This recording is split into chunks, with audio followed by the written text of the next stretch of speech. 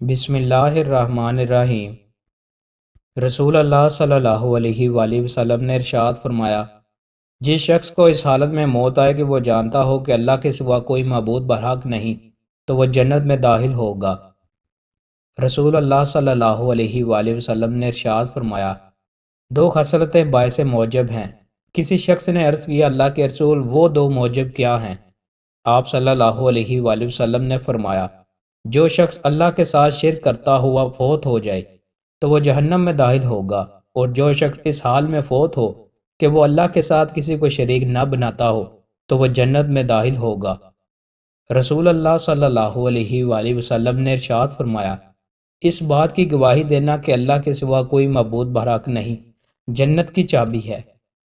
رسول اللہ صلی اللہ علیہ وآلہ وسلم نے ارشاد فرمایا، اللہ روئے زمین کے ہر شہر و بستی کے ہر گھر میں کلمہ اسلام داخل فرما دے گا، خواہ اسے کوئی عزت کے ساتھ قبول کر لیں یا ذلت کے ساتھ زندہ رہے۔ وہ لوگ جنہیں اللہ عزت عطا فرمائے گا تو وہ ان کو اس کا اہل محافظ بنا دے گا، یا ان کو ذلیل کر دے گا تو وہ اس کی اطاعت اختیار کر لیں گے۔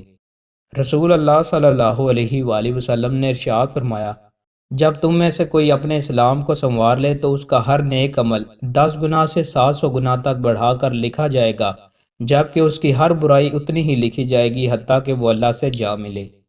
ابو امامہ رضی اللہ تعالیٰ عنہ سے روایت ہے کہ کسی آدمی نے رسول اللہ صلی اللہ علیہ وآلہ وسلم سے دریافت کیا، ایمان کیا ہے؟